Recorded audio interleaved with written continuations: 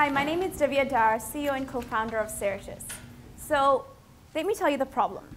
When my uncle became a doctor 30 years ago, he was given a pager to help him communicate with his team. When I became a doctor 4 years ago, I was given the same bloody thing. Just imagine, if the Chicago Bulls teams was 10 times the size, playing on 10 different courts, people coming on and off court all of the time and at different times, no coach, and their primary means of communication was a pager, would they still be as successful? But this is exactly what's happening in healthcare. You walk in, you're seen by a wide array of providers. Each one of these providers are looking after 10 to 20 other patients. They're all coming on and off shift all of the time and at different times. So one of the key questions they ask themselves is, who else is looking after my patient? This is not just something I've been frustrated by. 57% of physicians have been using their personal phones to text each other patient information. They know it's unlawful, but they do it anyway because they rather put the data at risk than their patients. It's not just frustrating, it's also very expensive. An average hospital is wasting about $8 million in lost productivity. Take that across the US and you get a whopping $44 billion lost. It's not just expensive, it's also very risky. All of this communication happens outside of the hospital wall on disparate devices, and there's no medical legal record. Now, there are other solutions in the market catering to this problem, reducing the risk of exposure. But let me ask you, if 7 out of 10 members of a patient's care team don't know each other, what good is it to send someone a secure message when you don't know who that person is to send it to? That is what we're solving. Who should I contact? Let me show you how. I'm a doctor on my evening shift at 8 p.m. I walk in and I'm met by my nurse who says, your patient has got abdominal pain.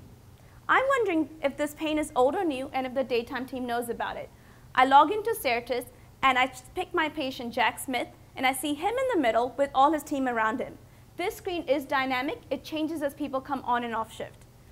Right now, I'm more focused on Jack and his pain. So I tap on him in the middle, and I can see a bunch of communication that's happened about Jack prior to me starting my shift. This is great for handover.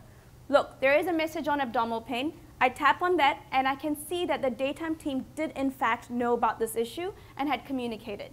Now I go back to the patient-centric screen, and I can start a consultation with Jack's on-call surgical resident. Very quickly, I type in my message, choose my priority, and send. Within seconds, I can see this message has been read and has been responded to, hence closing the loop. Now, if this is all we were doing, this is a groundbreaker as it is. But for the first time in healthcare history, we're capturing real-time healthcare communication data in one centralized database with enormous insights that will be coming out of this. Let me give you an example. This is data coming out of our Texas site.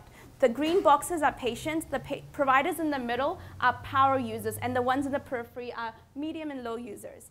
If we have a hospital who comes and asks us, for my diabetic patients, we're rolling out a new initiative for diabetes management, we know exactly who their key influencers are that they need to go to. Pilots.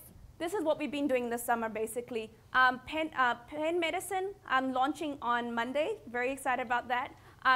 Tulane was a soft launch. Beacon Healthcare we launched 2 weeks ago. We also launched in Integral Saúde, which is a healthcare facility in Brazil. So we know that there's huge market outside of the US as well.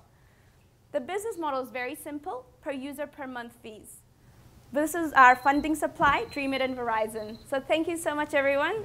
We would love to hear more questions.